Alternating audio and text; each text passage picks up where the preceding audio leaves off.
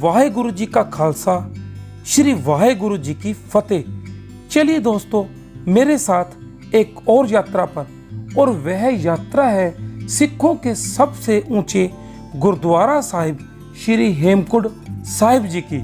और यह वह स्थान है जिस जगह गुरु गोविंद सिंह जी ने बहुत वर्षों तक तपस्या की थी, इसीलिए इस जगह की इतनी महानता है। और यहीं पर बना है लोकपाल भगवान श्री लक्ष्मण जी का मंदिर। और ऐसी मान्यता भी है कि इसी स्थान पर भगवान राम के छोटे भाई लक्ष्मण जी ने भी तपस्या की थी। तो चलिए मेरे साथ उत्तराखंड के चमोली जिले में स्थित हेमकुंड साहिब जी की यात्रा पर। और इस यात्रा को करने के लिए सबसे पहले हमें हरिद्वार पहुंचना पड़ता है। और हरिद्वार आप भारत की हर एक स्टेट से बस और रेल द्वारा बड़ी आसानी से पहुंच सकते हैं। और मुझे भी अपनी इस यात्रा को करने के लिए हरिद्वार पहुंचना पड़ा। और हरिद्वार पहुंचकर मैं सबसे पहले हर की पौड़ी पर पहुंच गया। और वहां पहुंचकर मैंने गंगा जी में स्नान किया और उसमें कई डुबकियां भी लगाई।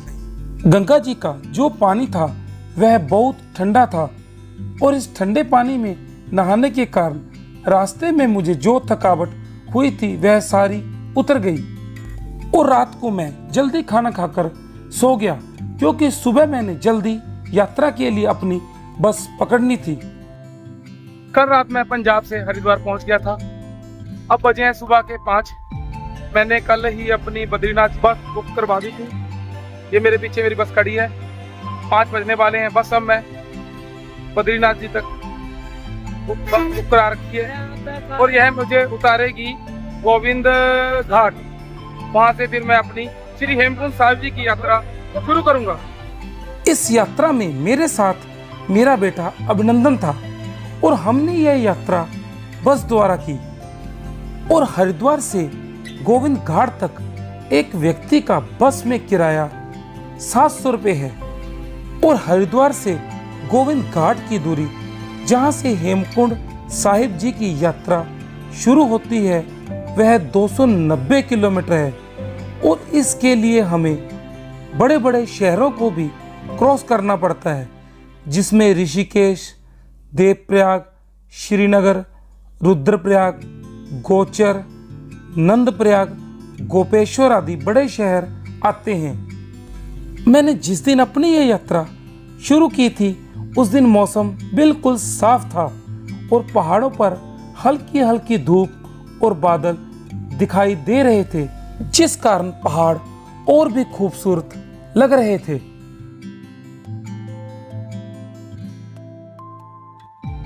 सुबह तकरीबन मैं 5 बजे हरिद्वार से श्री बद्रीनाथ जी की बस पे निकला था। अब मैं पहुंच चुका हूं देवप्रयाग से 15 किलोमीटर पहले तीन धारा में। सुबह ज़्यादा चलने के कारण भूख लगी पड़ी थी। अब बस मेरी इन्होंने यहाँ पे रोक दी। मैंने यहाँ पे मैगी, चाय, नाश्ता, पराठा वगैरह कर लिया।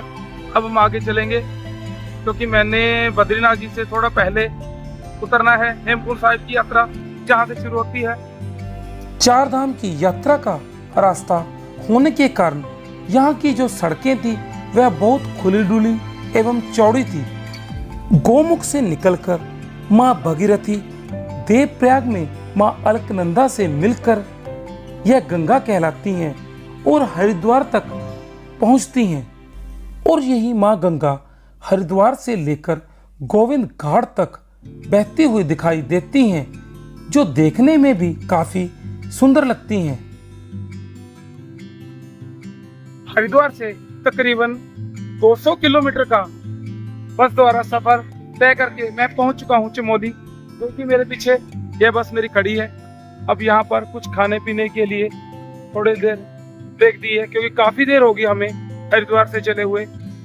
हरिद्वार से मैं जिस बस में बैठा था वह 3 बार रुकी थी, जिसमें सभी यात्रियों ने सबसे पहले सुबह का नाश्ता किया, और फिर दोपहर को खाना खाया, और फिर शाम को चाय भी पी।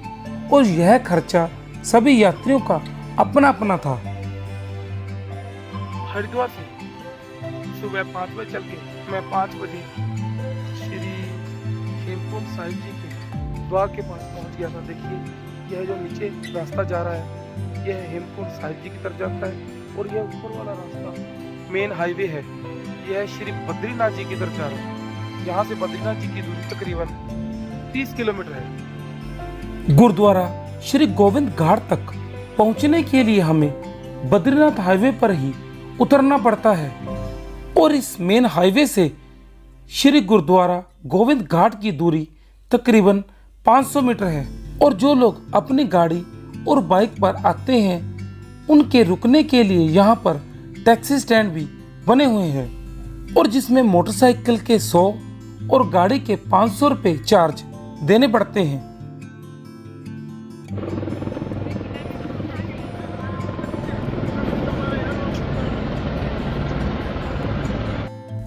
और टैक्सी स्टैंड के बाद शुरू होता है गुरुद्वारा साहिब जी का रास्ता, जिसमें केसरी कलर के झंडे भी लगे हुए दिखाई देते हैं जो देखने में काफी सुंदर लगते हैं। और कुछ देर पैदल चलने के पश्चात मैं पहुंच गया गुरुद्वारा साहिब जी के मुख्य द्वार के सामने। गुरुद्वारा साहिब जी का जो मुख्य द्वार है वह बहुत ही विशाल है और देखने में भी बहुत सुंदर है और इस द्वार पर बहुत सुंदर शिल्पकारी भी की गई है। मैं जिस समय गुरुद्वारा साहिब में पहुंचा था तब काफी रश था, इसीलिए सबसे पहले मैं गुरुद्वारा साहिब में माथा टेकने के लिए लाइन में लग गया। गुरुद्वारा साहिब पहुंचने का जो मार्ग था वह सारा फूलों और लाइटों से सजाया हुआ था जो देखने में भी काफी सुंदर लग रहा था।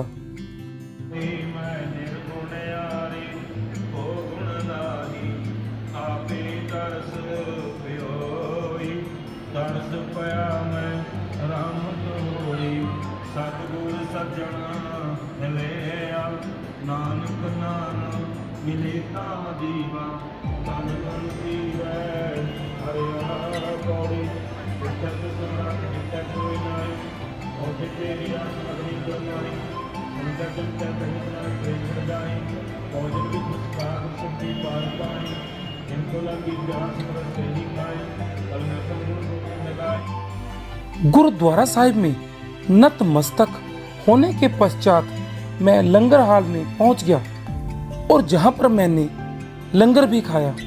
और गुरुद्वारा साहिब का जो लंगर हाल है वह देखने में बहुत बड़ा है और बिल्कुल साफ सुथरा है। और लंगर खाने के पश्चात वहां पर मैंने गर्मा गर्म चाय भी पी। अब जो मेरा मुख्य काम था वह था रात को सोने का।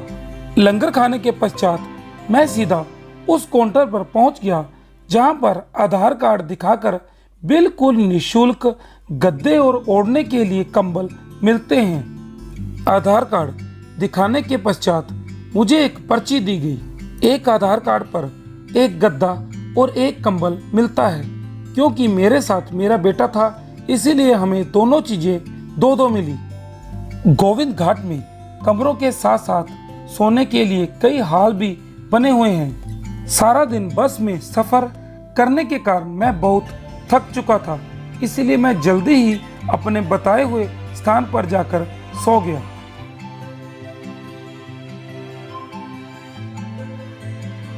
कल हरिद्वार से मैं सुबह 5 बजे चला था और तकरीबन शाम के 5 बजे 290 किलोमीटर का सफर तय करके मैं गोविंद घाट पहुंच गया था। अब मैंने सुबह अपनी यात्रा शुरू कर ली है। चलते हैं, देखिए पौड़ियाँ मेरे पीछे दिख रही हैं आपको।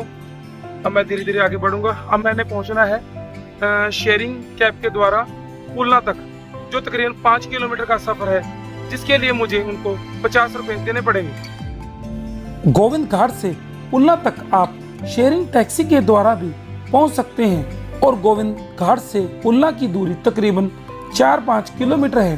पहले यहां तक यात्रा पैदल ही की जाती थी क्योंकि तब यहां पर सड़क नहीं बनी थी। मैंने यहां पर देखा कि अब भी इस यात्रा को कुछ लोग पैदल ही करते हैं। गोविंद घाट से लेकर पुलना तक जो सड़क बनी हुई है वह बिल्कुल पक्की है और इसका जो रास्ता है वह सारा खड़ी चढ़ाई वाला है और इस रास्ते को तय करने में आधा घंटा लगता है।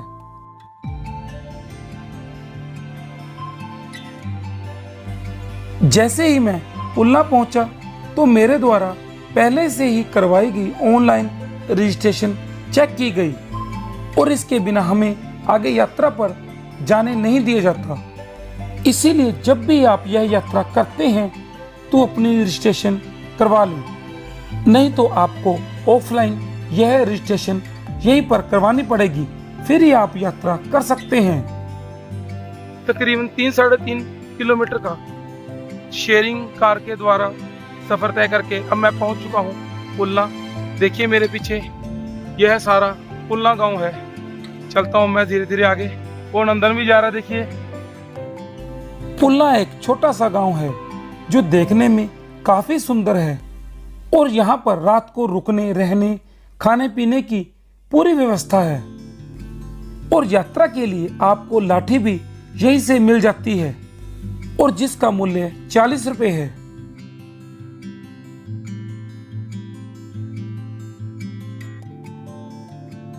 अगर आप चलने में असमर्थ हैं तो इस यात्रा को आप घोड़े और पालकी के द्वारा भी कर सकते हैं, जिसमें घोड़े के लिए आपको पुलना से गोविंद धाम तक 2200 रुपये और पालकी के लिए आपके 4000 रुपये लगते हैं। क्योंकि मैंने अपनी यह यात्रा सुबह जल्दी शुरू कर दी थी, इसीलिए रास्ते में अभी सफाई हो रही थी।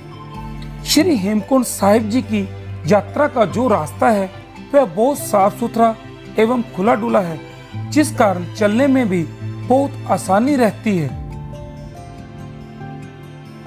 मैंने इस यात्रा में कुछ बच्चों को कांडी में बैठे हुए देखा जो इसमें बैठकर बहुत खुश भी लग रहे थे।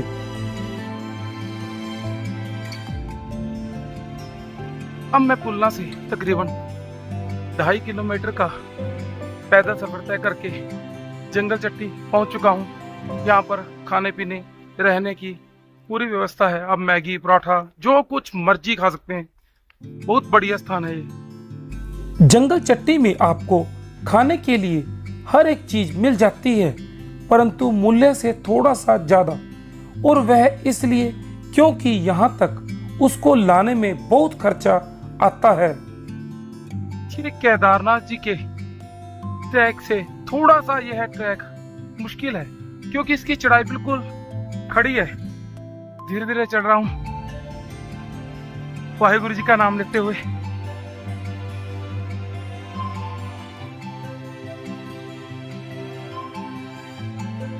जंगल चट्टी पहुंच गया था मैं। ये मेरे साथ बैठा है नंदन। भूख लगी थी हम दोनों को। कितनी भूख लगी है नंदन? बहुत लगी है। मैगी तो हमें बहुत बार खा ली थी। अब यहाँ पर बना रहे हैं हम चाउमीन। वो देखिए पीछे मेरा चाउमीन तैयार कर रहे हैं भैया। 60 रुपए की एक प्लेट है। खाते हैं, बताते हैं आपको टेस्ट कैसा है। ये चाउमीन वाले भैया ने बताया, देखिए ये खुद चाउमीन बनाते हैं। ये रही मशीन, इसमें सेबें निकलती है, इसको घुमा के ऐसे क्यों बनाइए वो। वाह, इतनी ऊंचाई पे इतना बढ़िया काम हो रहा है। बहुत बढ़िया होगी चाउमीन। फिर चाउमीन हमारी बन के आ गई है। खाने में बहुत टेस्टी है। आइए, मैंने और अभिनंदन ने बैठा है। कहते मेरी वीडियो मत बनाओ, पर मैंने फिर भी बना ली। श्री हेमकुंड साहिब जी की यात्रा का जो रास्ता है वह काफी खुला और साफ सुथरा है, जिससे हमें चलने में भी आसानी रहती है। देखिए आप, मेरे चारों तरफ बड़े बड़े वृक्ष हैं, एकदम हरियाली भरा है। आज तो बादल होने के कारण धूप भी नहीं है, जिससे मुझे चलने में भी काफी आसानी हो रही है। पसीना भी काफी कम निकल रहा है। इस हेमकुंड साहिब जी की यात्रा के रास्ते के जो व्यू हैं वह बहुत ही ज्यादा शानदार हैं। दूर दूर ऊंचाई से बहते हुए झरने देखने में बहुत ही ज्यादा सुंदर लगते हैं। इस यात्रा को आप हेलीकॉप्टर के द्वारा भी कर सकते हैं, परंतु अभी जो हेलीकॉप्टर की सर्विस है वह गोविंद घाट से लेकर गोविंद धाम तक ही है। और उससे आगे की जो यात्रा है वह आप घोड़े, पालकी और पैदल ही कर सकते हैं। और इस हेलीकॉप्टर का जो किराया है वह एक व्यक्ति का 3200 रुपये है। इस यात्रा में आपको पीने का पानी और खाने पीने का सामान ज़्यादा कैरी करने की कोई आवश्यकता नहीं है, क्योंकि आपको थोड़ी थोड़ी दूरी पर पीने का पानी और खाने पीने का सामान मिलता रहता है।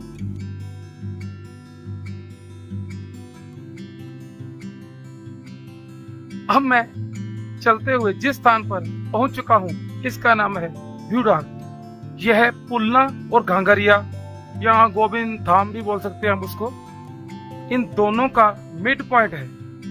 इसे पुलना और घांगरिया का हाफ पॉइंट कहा जाता है। अब तक मैंने आधा ट्रैक बड़ी आसानी से कर लिया, धीरे धीरे आगे बढ़ रहा हूँ।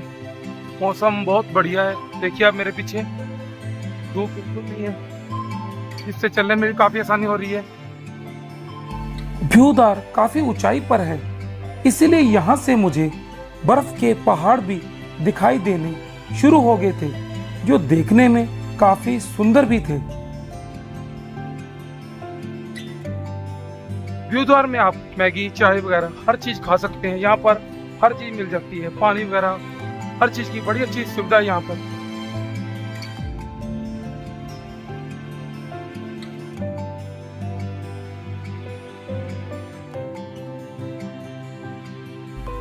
लक्ष्मण गंगा को क्रॉस करने से पहले भ्यूधार में आपको बहुत अच्छी फैसिलिटी मिल जाती है, जिसमें बैठकर खाने के लिए चेयर और उन पर लगी हुई छतरियां बहुत ही ज़्यादा सुंदर लगती हैं। आपको लगता ही नहीं कि आप किसी यात्रा पर हैं, बल्कि आपको ऐसा महसूस होता है आप किसी हिल स्टेशन पर घूम रहे हैं। पुलना से अब तक बिल्कुल खड़ी चढ़ाई थी, अब थोड़ी सी उतराई आई है। देखिए आप मेरे पीछे रास्ता थोड़ा उतराई वाला आ चुका है। अब मैं नीचे उतर के पुल द्वारा लक्ष्मण गंगा को क्रॉस करूंगा।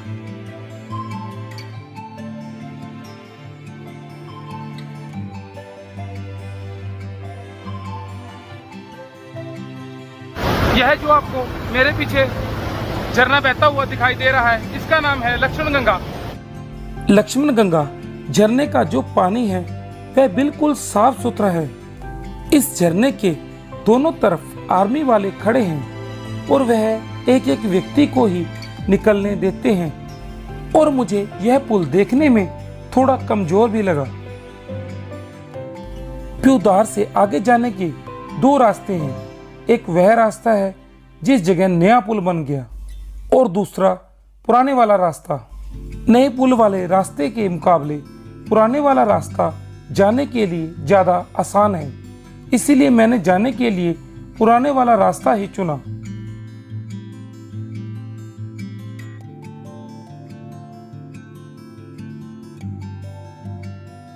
पुलना से पैदल तकरीबन 10 किलोमीटर का सफर तय करके अब मैं पहुंच चुका हूं गोविंद धाम। देखिए मेरे पीछे, मैं थोड़ा सा गोविंद धाम से पीछे हूं। वो हेलीपैड आपको मेरे पीछे दिखाई दे रही है। अब मेरी तरफ देखिए, चारों तरफ कितने सुंदर नज़ारे हैं, ऊंचे ऊंचे पहाड़ हैं, बिल्कुल साफ मौसम है। साफ मौसम होने के कारण सूर्य नारायण भी आकाश में बिल्कुल चमक रहे हैं। मैंने सुबह अपनी यात्रा 6 बजे शुरू कर दी थी और शाम के 4 बजे मैं गोविंद धाम पहुंच गया था। मैं जिस समय गोविंद धाम पहुंचा था उस समय मौसम बिल्कुल साफ था और हल्की हल्की पहाड़ों पर धूप और बादल देखे जा सकते थे, जो देखने में भी काफी सुंदर लग रहे थे।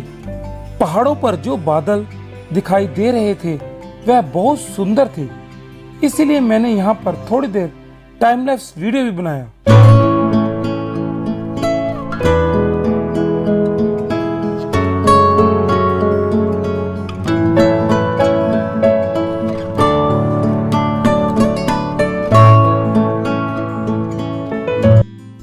इन सभी सुंदर नज़ारों को मैं अपने कैमरे और आंखों में कैद करता हुआ गोविंद धाम पहुंच गया। इतनी ऊंचाई पर होने के बावजूद भी आपको यहाँ पर हर कोई सुविधा बड़ी आसानी से मिल जाती है। मैंने जैसे ही गुरुद्वारा गोविंद धाम में प्रवेश किया तो मैंने देखा कि इस गुरुद्वारा साहिब को फूलों, लाइटों और गुब्बारों से बहुत अच्छे ढंग से सजाया हुआ था।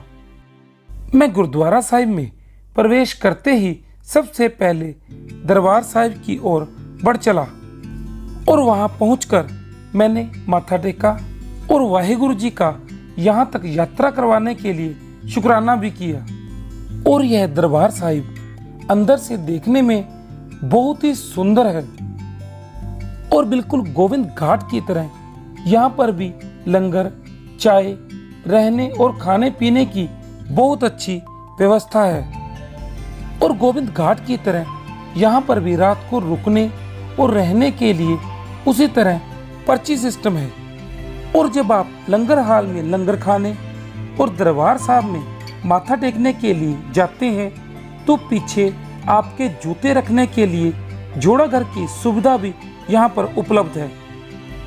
और यहाँ पर जो मुख्य प्रसाद है वह पिन्नी का है, जिसे आपको लेने के लिए 2 नंबर काउंटर से पर्ची लेनी पड़ती है। और लंगर हाल से बाहर निकलकर थोड़ा चलने पर हम पहुँचते हैं गठड़ी रूम में। यहाँ पर आप अपने बैग, अटैची, सूटकेस जमा करवा सकते हैं। और इन सभी चीज़ों को जमा करने का जो समय है वह सुबह के 4:30 बजे से लेकर रात के 9:30 बजे तक है। जो यात्री ऊपर हेमकुंड साहिब जी की यात्रा को जाते हैं वह अपने बैग यही जमा करवा कर जाते हैं। और यह सारी सुविधा गुरुद्वारा साहिब जी की तरफ से बिल्कुल निशुल्क है। बस आपके पास आपका आधार कार्ड होना जरूरी है। ठीक उसी तरह जिस तरह गोविंद घाट में कमरे के साथ डोरमेट्री बनी हुई है, यहाँ पर भी कमरों के साथ साथ डोरमेट्री की सुविधा भी है। और उसी तरह आधार कार्ड दिखाने पर आपको एक पर्ची दी जाती है जिसमें आपके रहने की जगह और गर्म कंबल और गद्दा मिल जाता है। इस तरह के डोरमेट्री वाले हॉल यहाँ पर बहुत सारे बने हुए हैं और जो बिल्कुल साफ सुथरे और खुले डुले हैं। क्योंकि आज मैंने तकरीबन 10-11 किलोमीटर चढ़ाई की थी और सुबह जल्दी उठना था क्योंकि मैंने आगे की यात्रा शुरू भी करनी थी, इसलिए मैंने जल्दी लंगर खाया और अपनी जगह पर आकर सो गया। बहुत ज़्यादा थकावट होने के कारण रात को मुझे और अभिनंदन को बहुत अच्छी नींद भी आई। सुबह बहुत तेज बारिश हो रही थी जिस कारण मेरी यात्रा थोड़ी सी लेट शुरू हुई। आप लोग यह जो वृक्ष देख रहे हैं यह बाबा मोदन सिंह जी के रहने का स्थान था और इन्हीं बाबा जी ने हेमकुंड साहिब जी की खोज की थी, क्योंकि उस समय यहाँ पर रहने और रुकने की कोई जगह नहीं थी। इसी कारण उन्होंने इस वृक्ष को ही अपना घर बनाया हुआ था।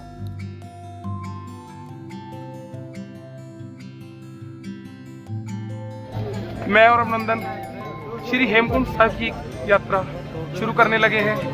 सुबह बारिश बहुत हो रही थी, चलना 4 बजे था, अब समय हो गया है तकरीबन 5 बजे। अब बारिश बंद हो चुकी है।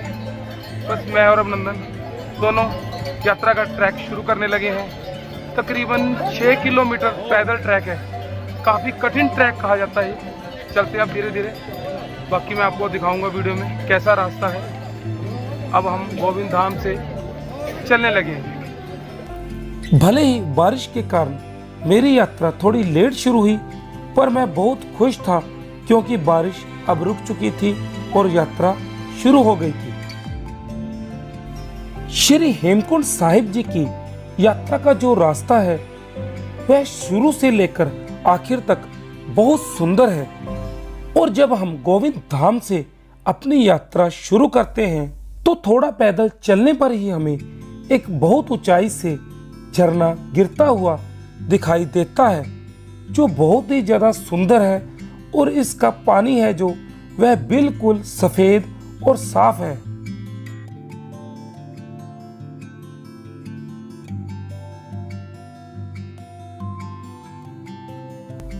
श्री हेमकुंड साहिब जी की यात्रा का जो शुरुआत का रास्ता है वह हरे भरे जंगलों में से होकर गुजरता है, जो इसकी सुंदरता को और भी ज्यादा बढ़ा देता है। यहाँ पर अगर आप पैदल चलने में असमर्थ हैं तो आप इस यात्रा को गोविंद धाम से लेकर श्री हेमकुंड साहिब जी तक घोड़े पर भी कर सकते हैं, और जिसका प्रति व्यक्ति किराया 1900 रुपये है, वो भी जाने जाने का। सुबह इतनी तेज बारिश होने के बावजूद अब मौसम खुल चुका था। दूर दूर तक बिल्कुल साफ और क्लियर देखा जा सकता था। सुबह मैं गोविंद धाम से तकरीबन 5 बजे निकल पड़ा था श्री हेमकुंड साहिब जी की यात्रा की तरफ। अब मैं तकरीबन आधा सफर तय कर लिया है। देखिए मेरे पीछे, वो आपको ऊपर हेमकुंड साहिब गुरुद्वारा थोड़ा थोड़ा दिखाई दे रहा होगा वीडियो में। मौसम बिल्कुल साफ हो चुका है, अब धूप भी निकल चुकी है, पहाड़ियां चमक रही हैं। देखिए मेरे पीछे आप। गोविंद धाम और हेमकुंड साहिब जी के बीच में जो रुकने का मुख्य स्थान आता है उसका नाम है भीड़धार, और यहाँ पर हर एक वस्तु का मूल्य ज्यादा है, और वह इसलिए क्योंकि इतनी ऊंचाई पर चीजें लाने के लिए खर्चा बहुत पड़ता है। यहाँ पर आपको चाय, परोठा, मैगी, बिस्किट, हर चीज बड़ी आसानी से मिल जाती है, और इसे इस यात्रा का सेंटर पॉइंट भी कहा जाता है। इस हेमकुंड साहिब जी की यात्रा को करते समय हमें 2 ग्लेशियरों को भी चलकर क्रॉस करना पड़ता है।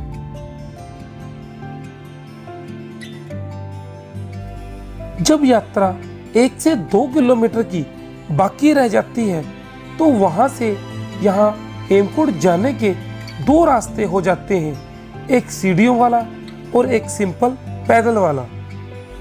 मगर मैंने सीढ़ियों वाले रास्ते की बजाय सिंपल पैदल रास्ते को जाने के लिए चुना, क्योंकि सीढ़ियों की गिनती हजारों में है, इसलिए वहां पर लगातार सीढ़ियां चढ़ने से घुटनों में दर्द हो जाता है। जब हम ग्लेशियर के बीच में से चलते हैं तो वहां पर हवा और भी ज्यादा ठंडी हो जाती है। जैसे जैसे दिन निकलता जा रहा था तो मौसम खुलता जा रहा था। यहाँ पर आप लोगों को मैं एक बात और बताना चाहता हूँ। जो लोग यह यात्रा घोड़ों पर करते हैं उनको 500 मीटर पहले ही उतार दिया जाता है, और उससे आगे उनको पैदल ही चलना पड़ता है।